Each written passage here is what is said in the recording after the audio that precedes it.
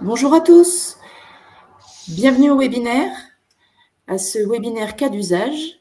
Nous avons déjà 12 personnes connectées. Nous allons démarrer dans une petite minute.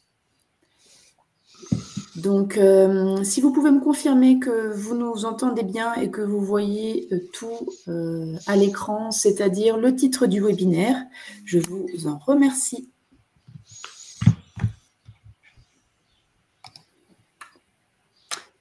Merci. Merci Stéphane. Eh bien, nous allons démarrer à l'heure puisque ce court webinaire de 30 minutes va passer, je pense, très vite. Donc, il fait suite au webinaire du mois de mai où nous parlions de Sweet Intelligence.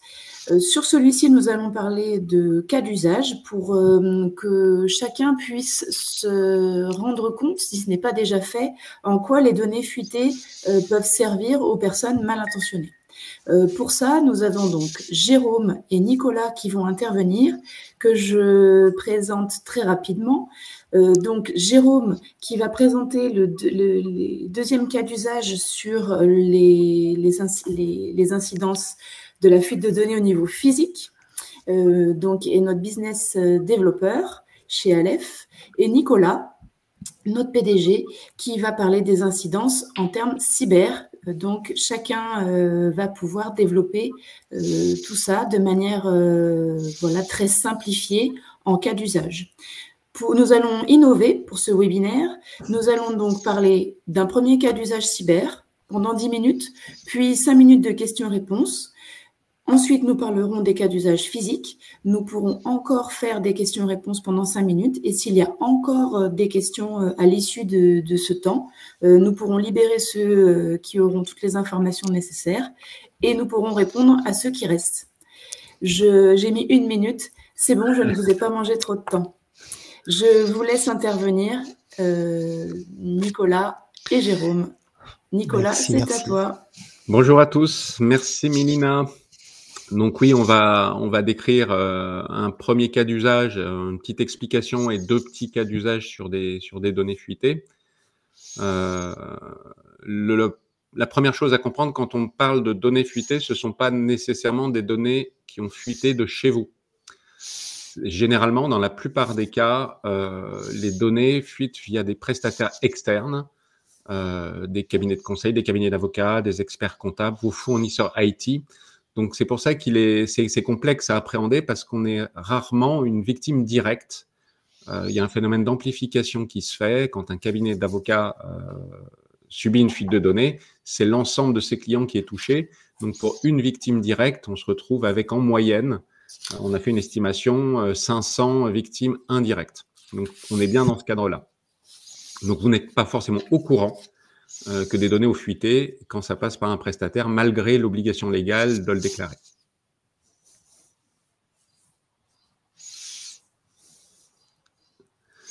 Donc, en fait, on distingue 2 grandes typologies d'attaques. On va distinguer les attaques par opportunité et les attaques par anticipation.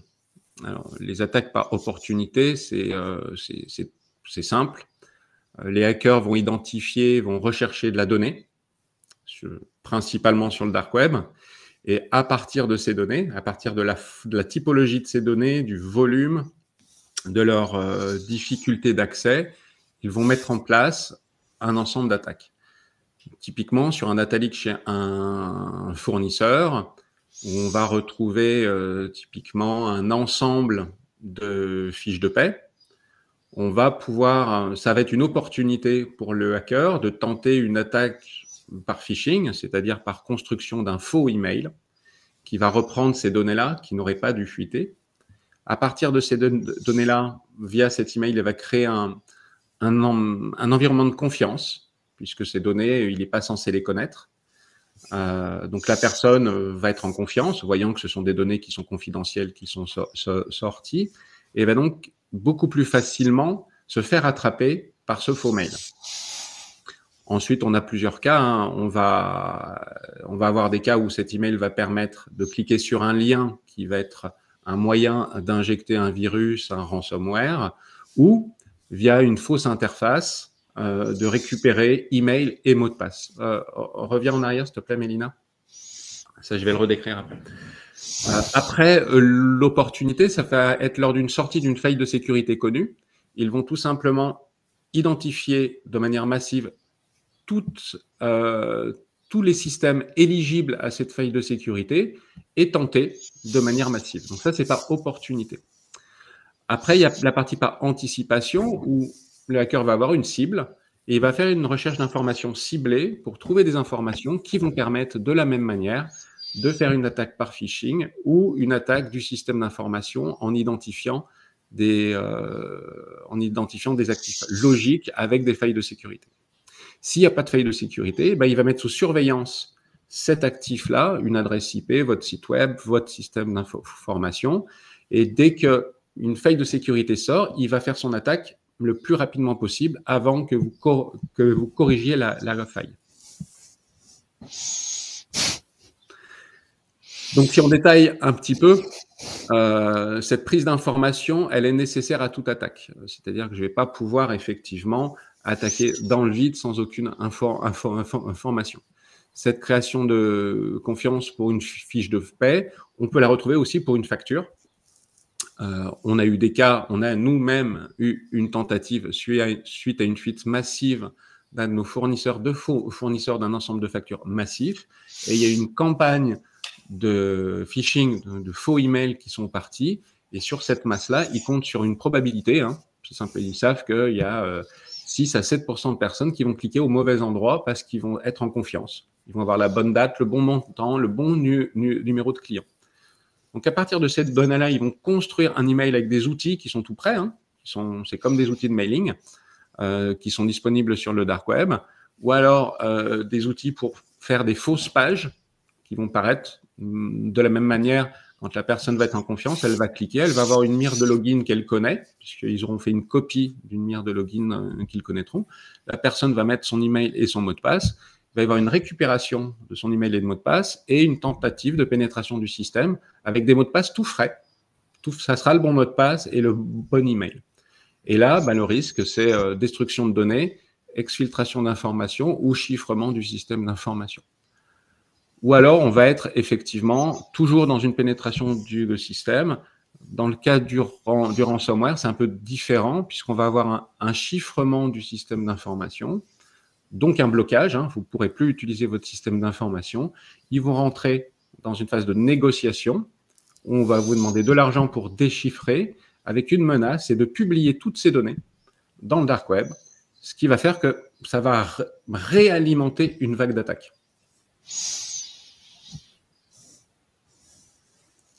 Je crois que j'ai tenu mon temps. Exactement. Est-ce que tu peux en dire un peu plus sur l'OSINT parce que nous, ça nous paraît très clair, mais peut-être que ça ne l'est pas forcément pour ceux qui nous écoutent. Alors, l'OSINT, c'est une démarche historique. C'est un mot qui est nouveau, mais la démarche est historique, puisque effectivement, les hackers font ça depuis le début des temps. C'est quelque chose qu'on retrouve en intelligence économique, en renseignement d'affaires, dans le monde du renseignement, effectivement. C'est toute méthodes et techniques qui vont permettre de récupérer de l'information légale, c'est-à-dire sans démarche illégale, donc c'est cadré par la loi, et qui est disponible publiquement. Alors, c'est de l'information qui peut être effectivement numérique, mais ça peut être aussi de l'information humaine, c'est-à-dire vous faire parler pour récupérer de l'information, ça fait partie d'une démarche, c'est de la donnée ouverte puisqu'on vous la donne librement, sans contrainte, même si on vous a peut-être un peu trompé pour exfiltrer cette information. Et cette phase-là, c'est la phase préalable à toute attaque dans le monde de la cyber. Je n'arrivais pas à désactiver mon micro, à réactiver mon micro. Merci Nicolas. Est-ce que tu as d'autres choses à rajouter sur le scénario d'attaque ou tu penses avoir été complet? Non, en fait, là, je me suis centré sur les deux principaux. Après, on a d'autres types d'attaques qui sont moins gênantes, qui font plus atteinte à l'image, qui ne concernent pas toutes les entreprises, mais c'est ce qu'on appelle les attaques DOS ou DDoS, qui vont permettre d'arrêter un système d'information de l'extérieur en envoyant une masse de données très importante sur un système et l'arrêter de manière temporaire, puisque c'est une typologie d'attaque qui va, pour fonctionner, on doit constamment envoyer un lot de données qui est très important.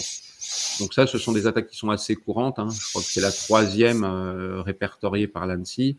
Ça fait un petit peu de bruit, c'est moins grave. Par contre, ça veut dire qu'on est quand même la cible d'une entité parce que généralement, dans la plupart des cas, ça reste des attaques ciblées. Okay. Donc, ce que je voulais dire aussi, c'est toute cette démarche-là, en se projetant à la place de ces hackers, c'est comme ça qu'on anticipe. C'est-à-dire, effectivement, quand j'ai un fournisseur avec mes fiches de paie, j'ai mon comptable qui est victime d'une attaque, le fait de savoir que mes fiches de paie sont sorties, je vais pouvoir anticiper l'attaque et mettre en place des plans d'action, des plans ce qu'on appelle de remédiation ou des plans de maîtrise qui vont permettre d'éviter ou d'amoindrir fortement les effets de l'attaque qui va suivre nécessairement. Ok. Est-ce que nos interlocuteurs qu'on n'entend pas ont des questions-réponses, ont des questions pour qu'on puisse leur apporter des réponses? Donc là, quand je regarde dans le chat, je ne vois pas forcément de questions. Il y en a une. Oui, des exemples de documents. Des exemples de documents fuités qu'on voit régulièrement qui vont générer des attaques. Je vous ai parlé des fiches de paie. Toute information comprenant nom, prénom, email, RIB, tout ce qui est bancaire, toutes les données bancaires, les données RH, les données médicales, c'est-à-dire quand un hôpital ou une structure à tendance médicale se voit exfiltrer les données, ça peut être en plus des informations structurées. Alors structuré, ça veut dire une base de données très très propre. Et là, c'est le risque maximal, c'est-à-dire que c'est très tentant pour un hacker d'utiliser ce type de données parce que c'est très simple à mettre en œuvre comme attaque avec un taux de réussite qui est très fort puisque les données médicales nous mettent en confiance. Si vous recevez un mail décrivant vos symptômes, les médicaments que vous prenez, vous n'allez jamais croire que c'est un faux mail, surtout s'il est bien fait sans faute d'orthographe. Le principal chance qu'on a, c'est que dans 80% des cas, il y a beaucoup de fautes d'orthographe, ce qui éveille notre signal faible de dire attention, c'est peut-être un faux mail. Dès que c'est bien fait, c'est très très complexe. D'où la nécessité d'anticiper et donc de connaître ce qu'il y a à l'intérieur de notre système d'information. Ok, je vois que Stéphane a marqué dans le chat que c'était très clair et que nous n'avons pas d'autres questions, donc ça va nous permettre d'enchaîner avec Jérôme pour que tu puisses nous expliquer les cas, les impacts physiques liés à des fuites de données. Oui, effectivement. Alors pour compléter ce que dit Nicolas, et en fait on s'aperçoit que aujourd'hui, les menaces, en tout cas la recherche de la menace, peut avoir, et c'est ce qui a été vu avec Nicolas avant, une portée cyber, mais aussi une portée physique, c'est-à-dire en fait qui touche directement l'entreprise dans ses lieux, dans ses bâtiments, etc. Ce qui oblige, on va dire, les attaquants à se déplacer sur les lieux. Ça veut dire aussi à prendre davantage de risques que lorsqu'on est juste derrière un ordinateur. Et donc, du coup, ça oblige à un niveau de renseignement supérieur puisque pour éviter en tout cas pour que l'attaque soit à succès, il faut que les informations soient extrêmement précises par ailleurs. Et donc, je vais dans la page suivante vous raconter juste quelques histoires assez rapides. En fait, c'est ça l'idée, parce que plutôt de rentrer dans le détail, moi je préfère le schéma de l'exemple et des exemples auxquels on a été confronté chez Aleph par des remontées clients. Je pense notamment au premier. Mélina, si tu vas bien. Un de nos clients, c'est assez simple, des engins de chantier qui sont incendiés, mais en fait, qu'est-ce qui s'est passé? On a un de nos clients avec lequel on travaille déjà depuis quelque temps, qui, en parallèle de nos activités, nous a appelé parce que dans la construction d'une extension chez eux, ils avaient à 2 reprises des engins de chantier qui faisaient une extension de leur usine. C'est en pleine campagne dans le sud-ouest. ils ont eu des engins de chantier qui ont été incendiés. Et en fait, ils se demandaient si eux-mêmes n'étaient pas la cible. Et on a fait des recherches. Et ce qui était intéressant dans le cadre de ces recherches, c'est que c'était pas eux qui étaient la cible, c'est pas eux, entreprises, clientes d'Aleph, qui étaient la cible. Mais en fait, on s'est rendu compte que la société qui exerçait les travaux était pistée par des groupes activistes écologiques contre le sujet des méga-bassines. Et en fait, ce qu'ils faisaient, c'est qu'ils se sont rendus compte que cette entreprise de travaux était assez impliquée dans la construction des méga-bassines sur leur zone géographique, et qu'il y avait des agendas qui ont été partagés qui indiquaient que les engins de chantier où la société était en action sur telle adresse avec des tracteurs qui étaient reconnaissables de telle manière. Et à 2 reprises, les engins ont été incendiés. C'est une menace pour une entreprise, alors pas pour notre client, mais en particulier pour la société de travaux. Et c'est comme ça qu'on a pu l'identifier.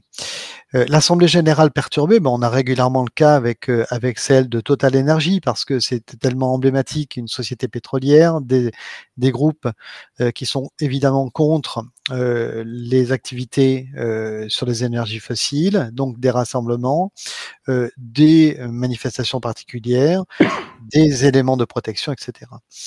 De la même manière, en termes de menaces ou en termes d'attaques, quand on a des activistes écologiques qui s'appellent Just Stop Oil, qui vont à la National Gallery à Londres pour envoyer de la sauce tomate sur les tournesols de Van Gogh, c'est évidemment sur une œuvre d'art, mais cette œuvre d'art et cette exposition n'ont pas été choisies par hasard, puisque les sociétés qui étaient mécènes de cette exposition étaient dans la production des énergies fossiles.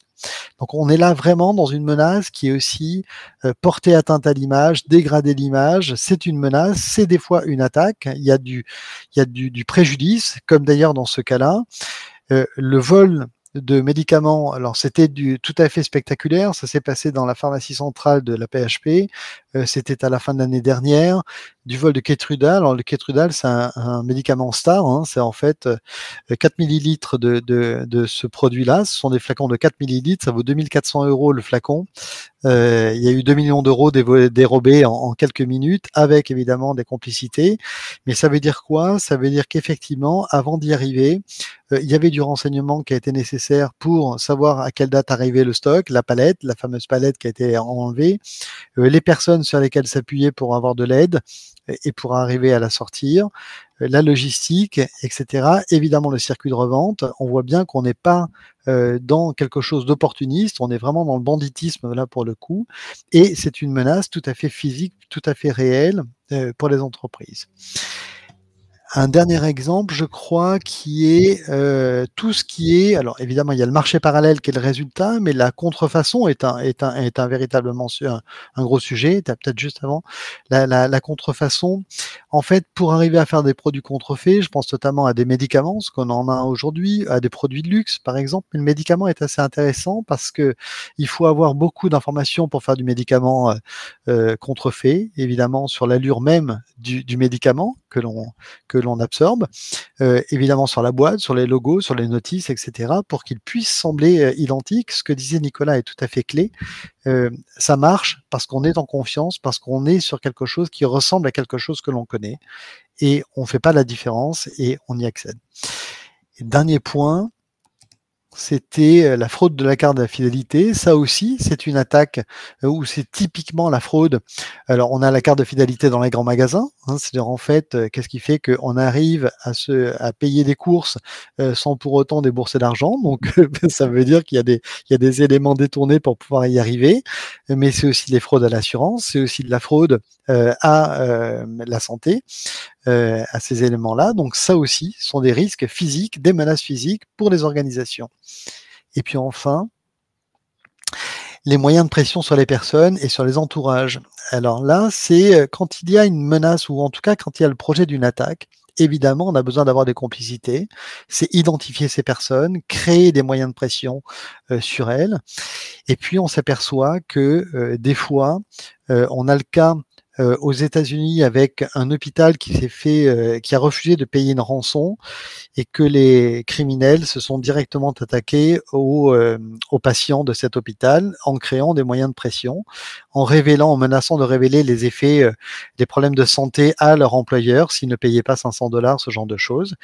Et aujourd'hui, il y a une attaque, ou en tout cas, il y a un sujet qui a été révélé dans une étude qui est complètement dingue, qui est la capacité à menacer les personnes qui sont porteurs de stimulateurs cardiaques. Donc, ça veut dire quoi? Ça veut dire que ce stimulateur cardiaque transmet de la donnée, et si on arrive à prendre le contrôle de cette donnée, on arrive à un truc complètement sordide et fou, à dire finalement, tu payes ou j'arrête ton cœur. Donc là, c'est carrément ultime. Se pose quand même la question avec cet élément-là, qui est au stade d'une étude et d'une étude qui a été remontée par des chercheurs sur la sécurisation de ces éléments qui transmettent de la donnée.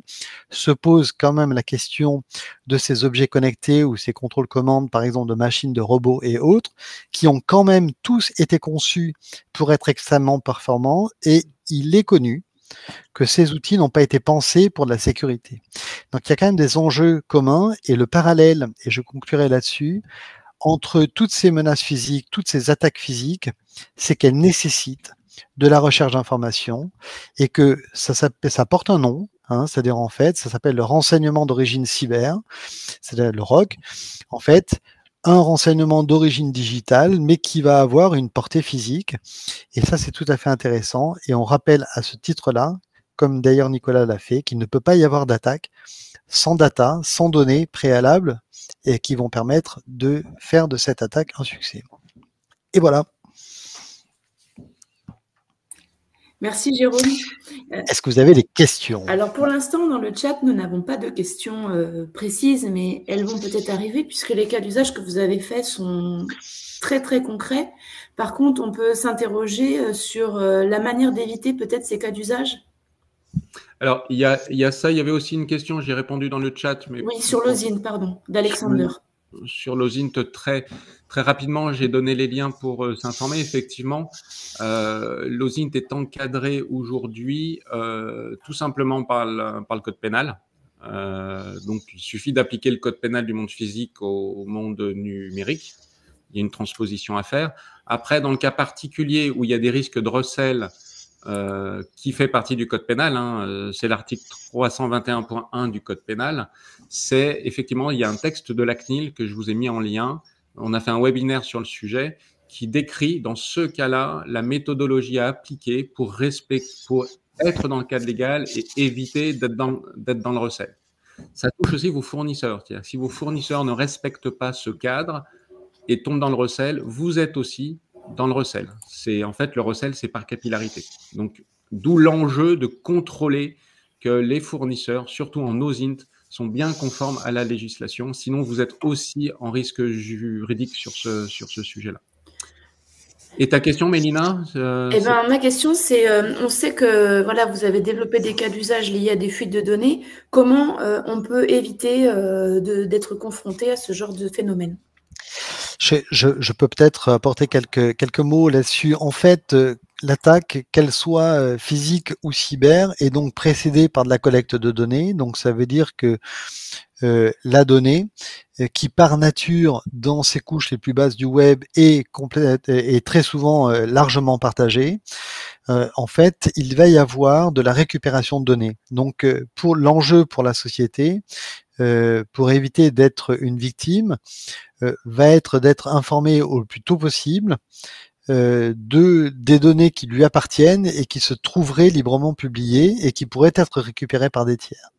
Donc ça, c'est vraiment des enjeux qui sont assez intéressants de remonter. Et d'ailleurs, un autre phénomène qui est en train d'apparaître dans les organisations que l'on côtoie, nous, chez Aleph, et une évolution rapide depuis les dernières semaines, voire les quelques derniers mois, c'est le rapprochement entre deux grandes équipes qui habituellement travaillent peu ensemble, qui sont les équipes cyber et les équipes sécurité.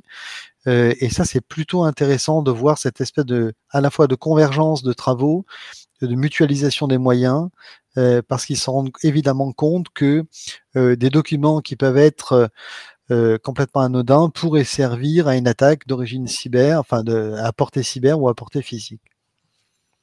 Alors, pour rebondir sur ce que disait Jérôme et aller jusqu'à qu'est-ce qu'on fait effectivement opérationnellement en cas de détection. Alors, le préalable, c'est de détecter. Hein. Si je détecte pas, je peux pas remédier. Donc là, il y a des méthodologies qu'on n'a pas inventées qui existent. La première chose à faire, c'est une matrice de risque que on a l'habitude de faire et d'accompagner nos clients, surtout en formation sur ces aspects-là. C'est qu'on va estimer la criticité. C'est-à-dire qu'est-ce qu'ils peuvent faire, jusqu'où ils peuvent aller avec les informations qu'ils ont, et la probabilité. Donc ça, on travaille là-dessus parce que, en fait, généralement, si la probabilité est très basse, on va pas nécessairement mettre de plan d'action en place si c'est peu critique et peu probable. Donc ça, on fait ce travail-là, et en fonction, typiquement le cas d'une facture qui sort, on va se mettre à la place du hacker et on va estimer ce qu'il va faire, tout le chemin qu'il doit faire, et on va appuyer sur un des chemins, une des étapes pour qu'il puisse pas faire tout son scénario d'attaque. Typiquement, nous, ce qu'on a fait de notre côté, c'est dans le cas d'une fuite identifiée de facture, on a prévenu la compta en disant attention, ce client-là, vous allez recevoir des demandes de facturation de ce client-là. Si vous recevez un email de ce client-là, vous ne répondez pas, vous ne cliquez pas, vous appelez directement le client à partir du numéro de téléphone qu'on a nous-mêmes en interne et non pas celui qui est indiqué dans le mail. Donc, ça permet à la fois de limiter très fortement la probabilité de réussite de ce type d'attaque, mais ça permet aussi de rentrer dans un mode de formation via quelque chose de concret, de palpable aussi pour les équipes. Donc, c'est une formidable opportunité. On essaie toujours de le transformer en quelque chose de positif. C'est une formidable opportunité de formation et de sensibilisation. Et Nicolas, pour ceux qui n'ont pas de RSSI, pour les plus petites entreprises qui n'auraient pas de service informatique, qu'est-ce qu'elles peuvent mettre en place pour éviter ce genre de fuite de données, ou en tout cas pour les connaître? Alors, il y a plusieurs solutions. J'en vois deux. Il y a des organismes qui fournissent des services de RSSI mutualisés. On en connaît. Donc, si vous avez besoin de noms, prenez contact avec Mélina, on vous donnera quelques contacts. L'autre, c'est qu'on a une solution peu coûteuse, qu'on a voulu peu coûteuse pour les TPE, qui est destinée aux TPE, pour être alerté effectivement en cas de fuite de données. Alors, l'intérêt, c'est que c'est peu cher. On a réussi à descendre les tarifs au niveau d'une caméra de surveillance. Donc, on a fait une transposition dans le monde numérique, c'est-à-dire on s'est calé sur le coût d'une caméra de surveillance dans un magasin. Donc, on met en place ce type de solution et vous êtes alerté en cas de fuite de données d'un fournisseur ou de chez vous. Et ensuite, on vous accompagne sur la mise en place de la remédiation ou du plan d'action qui est nécessaire si effectivement il y a une alerte qui sort.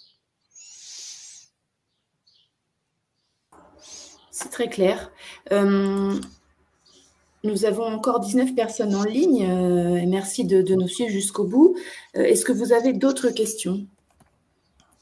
Je vous rappelle l'adresse mail que je vais remettre à la fin, mais si vous souhaitez la présentation de la documentation, j'en ai mis à votre disposition sur affichage des documents en bas de la page. Vous avez affiché les documents et vous avez de la documentation à votre disposition à télécharger.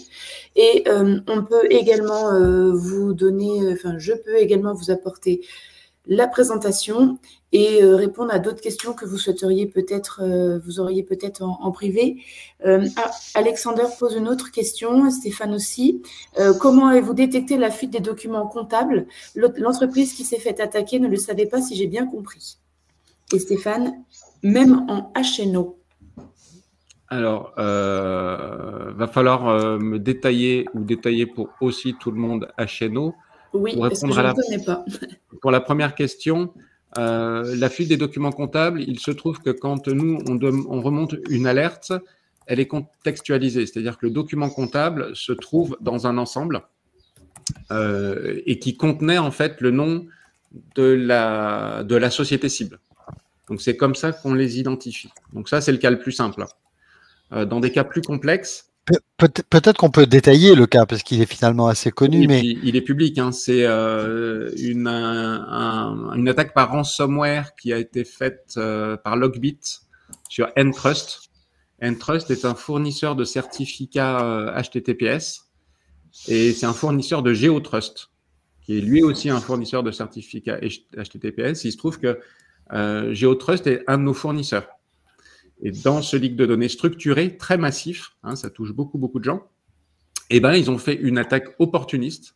Ils ont envoyé des centaines de milliers d'emails en exploitant les données structurées des différentes factures, puisqu'on a fait le montant, la date de renouvellement, hein, puisqu'il y avait la date de facturation. Donc, un mois avant, ils ont fait une grosse passe de phishing avec des emails construits à partir de ce montant et de la période, en fait, de la période de renouvellement.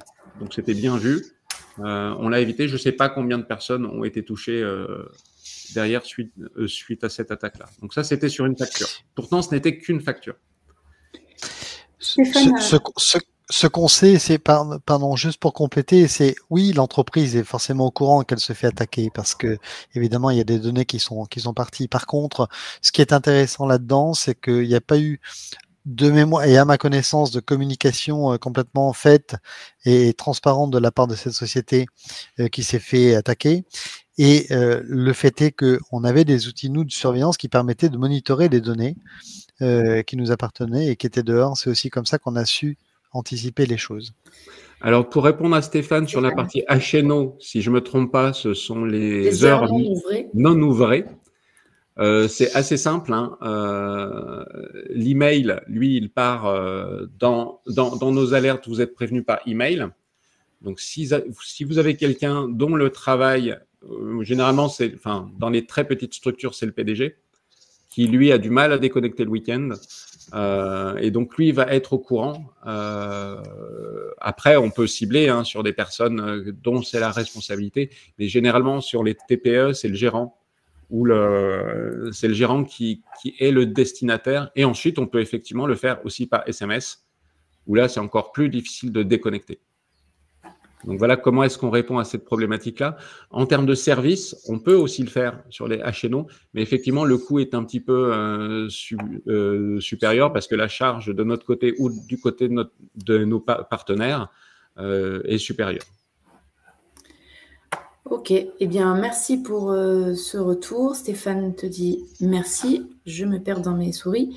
Le temps est déjà écoulé et nous n'avons pas d'autres questions. En tout cas, nous vous remercions pour votre attention. Nous vous donnons rendez-vous à la rentrée pour d'autres webinaires. Donc, nous aurons un webinaire démonstration à la rentrée. Vous serez au courant dès qu'il sera en place. On vous souhaite de passer un bel été sans attaque.